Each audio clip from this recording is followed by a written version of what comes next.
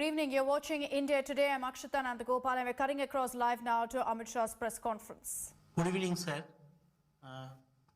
अब तो आपका सरकार लास्ट 6 साल सीमांत सुरक्षा में बहुत काम किया है, लेकिन बांग्लादेश को जो सीमांत सुरक्षा है इस बारे में आपका क्या चर्चा है, क्या प्लानिंग है, क्या हम लोग जानना चाहता है?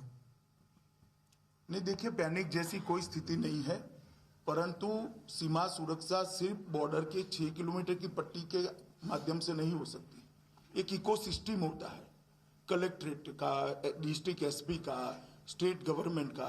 जब तक पूरा इकोसिस्टम घुसपैठ के बारे में सीरियस नहीं होता है, घुसपैठ रुक नहीं पाती है। और मैं नहीं मानता कि तुष्टीकरण के आधार पर, अपीसमेंट के आधार पर चलने वाली एक तृणमूल कांग्रेस की सरकार घुसपैठ रोक सकती है। घुसपैठ केवल और केवल भारतीय जनता पार्टी रोक सकती है बंगाल में। बताइए आप। शांतनु चौधरी। रहने दो, मैं करता हूं। तो अरे बोलो ना, सुना ही पड़ता है मुझे। सर, वो जो जेपी नड्डा के ऊपर हमले के बाद में जो 3 आईपीएस ऑफिसर के ट्रांसफर के बारे में हुआ है, उस पर ममता बनर्जी ये किया गया है कि ये फेडरल स्ट्रक्चर के खिलाफ है और इसके सपोर्ट में भी अरविंद केजरीवाल, अदर सारे लोग इसके सपोर्ट में भी बोले हैं। और आज भी ममता बनर्जी किसी लीडर से बात भी किया है। इस पर आप क्या करेंगे? देखिए, केंद्र सरकार ने उनको जो पत्र लिखा है संपूर्ण रूप से संवैधानिक है और कानूनी है। फेडरल स्ट्रक्चर के दायरे में ही लिखा गया पत्र है और उन्होंने नियमों को कोट कर जनता के साथ बात करनी चाहिए, केंद्र सरकार के साथ बात करनी चाहिए। ममता बनर्जी बार बार चुनौती दे रही हैं आपको कि आप लोग अगर हिम्मत है तो पश्चिम बंगाल में राष्ट्रपति शासन लगाएं। क्या आपको लगता है कि राष्ट्रपति शासन लगाने जैसी स्थिति है पश्चिम बंगाल में? शायद वो सिंपैथी गेन करने के लिए कह रही है। आप इस पचड़े में मत पड़िए। ये केंद्र और राज्य के बीच का मामला होता है, गंभीर प्रकार की बात होती है। कोई प्रेस कॉन्फ्रेंस में राष्ट्रपति शासन के फैसले नहीं होते। बताइए। My question is, Bengal is a bordering state and CA is a very important issue here because there are a lot of legal as well as illegal migrants. So the first question is, sir, when will the CA rules will be framed? And the second question is, sir, your famous talk about the chronology. आप chronology समझ लीजिए, CA and then a nationwide NRC. मैं बता देता हूँ। अभी CA के rules बनना भी बाकी है और बिकॉज ऑफ कोरोना इतना बड़ा अभियान चल नहीं सकता, इसलिए जब टीका लगने की शुरुआत हो जाएगी और कोरोना की साइकिल टूटेगी, इस पर हम जरूर विचार करेंगे और जब करेंगे तब आपको सूचित भी करेंगे।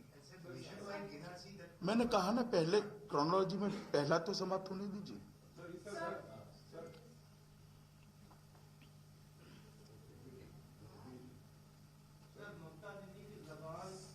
एक मिनट भैया, बोलो, सुनाई पड़ता है।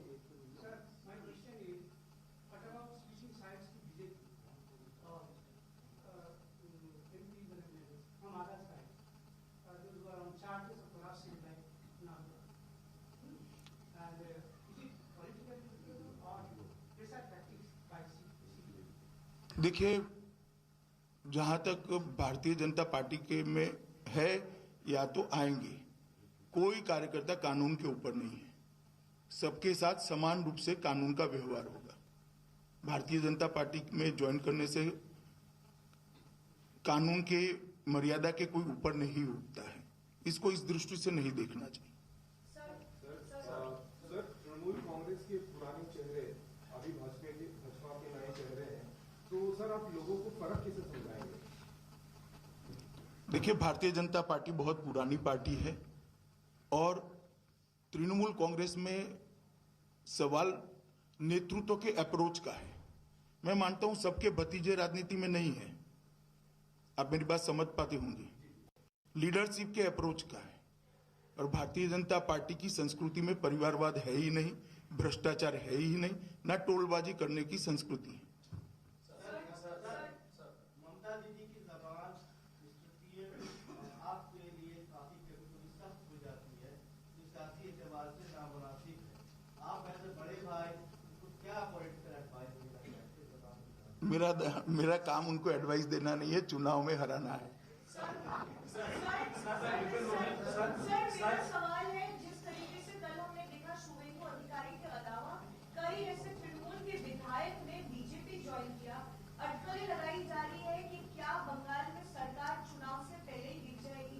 हमारा ऐसा कोई प्रयास नहीं है। ममता दीदी अपना कॉन्स्टिट्यूशनल आयुष्य उनकी सरकार पूरा करे, हमारी बहुत शुभकामनाएं हैं उनको। सर मैं मेरे हूँ टीवी9 खारगोश दिल्ली से।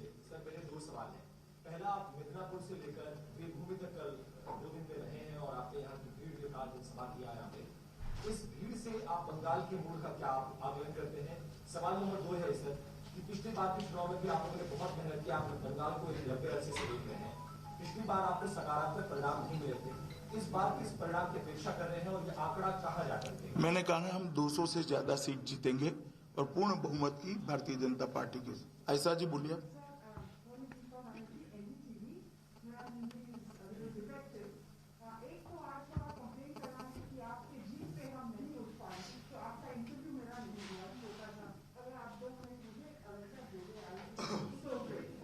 चलिए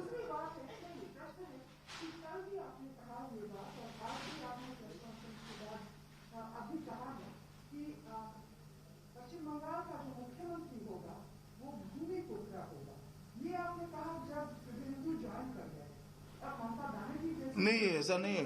एक मिनट, आप ममता जी को ज्यादा मिलती है, आपका भी थोड़ा मेमोरी लॉस होने लगा है। मैंने कई बार कहा है, इसको इस प्रकार के आकलन में मत। मैं समझ रहा हूँ आपका आशय भी समझ रहा हूँ, क्वेश्चन को भी समझ रहा हूँ, इस प्रकार से मत जुड़िए। भूमिपुत्र बहुत सारे हैं, मैंने किसी के नाम के लिए नहीं कहा है। पहली बार जब कलकत्ता में आए थे, बीएसएफ के साथ मीटिंग किए थे। बोलो। पहली बार जब आए थे कलकत्ता में बीएसएफ के साथ मीटिंग किए थे।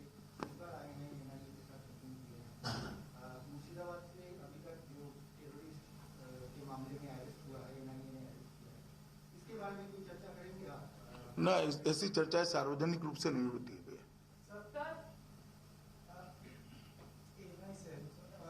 सवाल लगातार किया जाता है या तो आरोप लगाए जाते हैं कि अकबरुद्दीन ओवैसी एआईएमएम का जो पार्टी है वो बीजेपी की बी टीम है। बिहार में भी चुनाव जीतने में उनको समर्थन करती है, बंगाल में भी 7 चुनाव लड़के उनको बीजेपी को आगे करने का काम करेंगे। क्या कहना है आपके? कोई मूर्ख ही ऐसी बात मानेगा, मैं आपको नहीं कह रहा।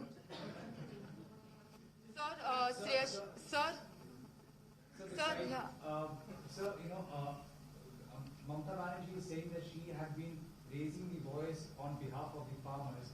Farmers की जो क्राइसिस है देश में है, और वो कह रही है कि farmers के लिए वो आवाज उठा रही है, इसीलिए बीजेपी उनका आवाज दफनाने के लिए इलेक्शन कैंपेन में इस अग्रेसिवनेस दिखा रहा है।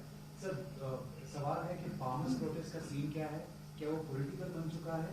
और दूसरा है, आप कैसे ममता बनर्जी का जो देखिए, फार्मर की आवाज ये है कि दीदी हमें 6,000 रुपया दे दो, जो उनको सुनाई नहीं पड़ती है। आप जरा बता दीजिए उनको। और दूसरा, एग्रेसिव कैंपेन करने के लिए उनको इतना डरना चाहिए। हर पार्टी को अधिकार है अपना कैंपेन करने का, वो भी करें, हम कहाँ ना बोलते हैं। कोई पार्टी पॉलिटिकल कैंपेनिंग के खिलाफ नहीं कर सकती, ये कहाँ की सोच है? हर पार्टी ने करना चाहिए। आप भी करो भाई, कांग्रेस भी कर सकती है, कम्युनिस्ट पार्टी भी कर सकती है। हम कैंपेन भी ना करें?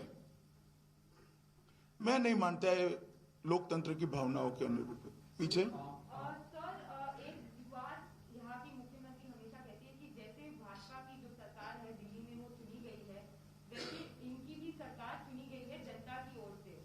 लेकिन सरकार जो दिल्ली की है वो बंगाल की सरकार की काम पे इंटरफियरेंस करते हैं। फेडरल स्ट्रक्चर जो है वो नहीं माना जा रहा है, इसका आप कैसे जवाब देंगे? मैंने कहा तो, हमने ऐसा कुछ नहीं किया जो फेडरल स्ट्रक्चर के रिश्तों को डिस्टर्ब करता है।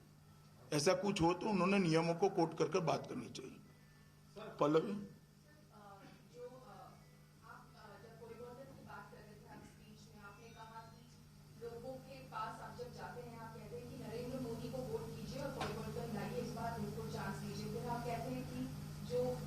होगा भाजपा का वो इसी भूमि से होगा, क्या इलेक्शन से पहले मान सकते हैं कि आप अनाउंस कर देंगे नेम जिसके नाम पर फिर वोट गिरे? अगर तय हो जाएगा तो अनाउंस कर देंगे।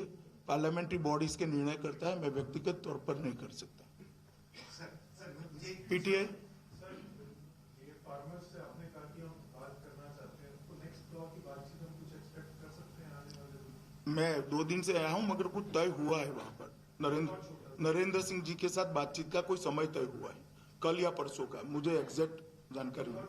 जहाँ भी जाते हैं तो जो सबसे ज्यादा आपकी रैली में लाउड स्लोगन मिलता है वो जय श्री राम। आपको लगता है कि वो बाकी जगह वो स्लोगन मंदिर के साथ जोड़ा जाए, यहाँ वो स्लोगन टीएमसी को टारगेट करने का ज्यादा?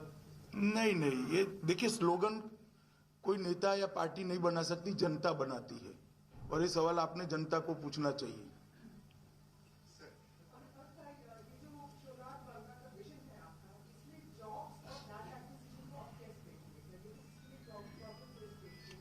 नहीं, देखिए, जब पूरा इकोसिस्टम बिखर जाता है तब ही ये प्रॉब्लम खड़े होते हैं।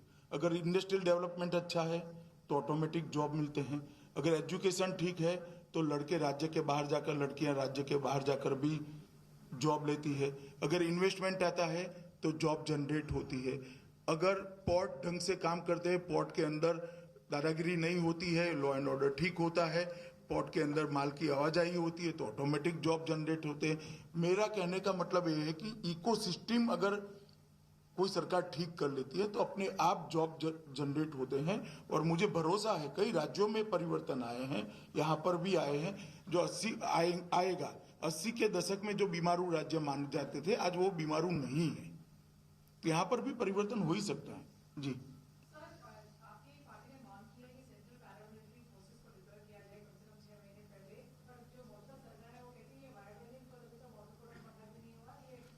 ये निर्णय चुनाव आयोग को करना होता है। हमारी पार्टी ने चुनाव आयोग से ही मांग करी है, निर्णय चुनाव आयोग ने देना है, मैं जवाब नहीं दे सकता इसका।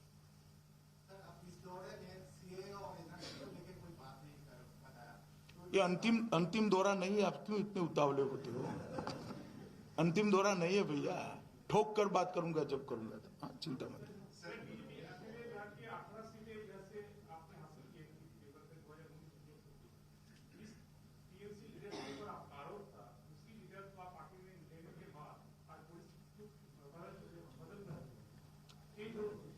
देखिए, मैंने पहले भी कहा कि भारतीय जनता पार्टी में नेतृत्व जो है वो अगर ठीक है तो किसी भी प्रकार की गलत चीजें चल नहीं सकती हैं, ये हम मानते हैं।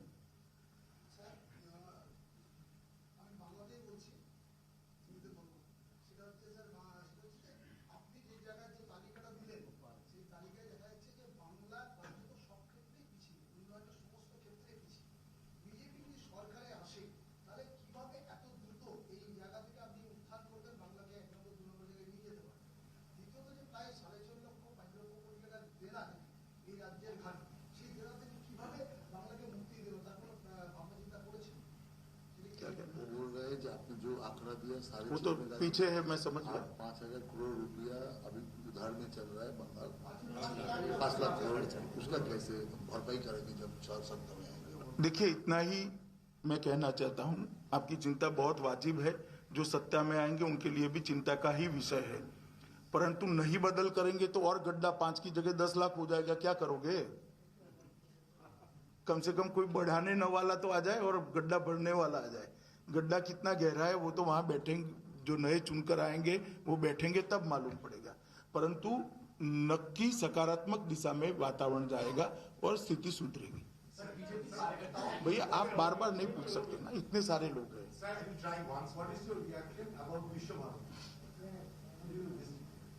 इसमें रिएक्शन क्या है? देश का हर नागरिक विश्व भारती में मौका मिले तब जाना चाहिए, मैं भी गया, बहुत अच्छा लगा, मन को शांति मिली, आत्मा को शांति मिली, और गुरुदेव टैगोर को श्रद्धांजलि देते बहुत अच्छा लगा। हो गया ना, आपका भी हो गया पीछे। एक जो फाइट अभी चल रही है वेस्ट बंगाल के अंदर, टीएमसी वर्सेस बीजेपी, कांग्रेस को किस तरीके से देखते हैं? क्योंकि कांग्रेस, राहुल गांधी, प्रियंका गांधी शेड्यूल प्लान है कि रैली भी करेंगे, उतरेगा, लेफ्ट को एक प्रपोजल भी भेजा हुआ, तो उनको ऑपोजिशन पार्टी जो एक साथ आती है। नहीं, सबने अच्छे से चुनाव लड़ना चाहिए, अच्छे माहौल में चुनाव लड़ना चाहिए। चलिए, धन्यवाद आप सभी का, बहुत बहुत धन्यवाद।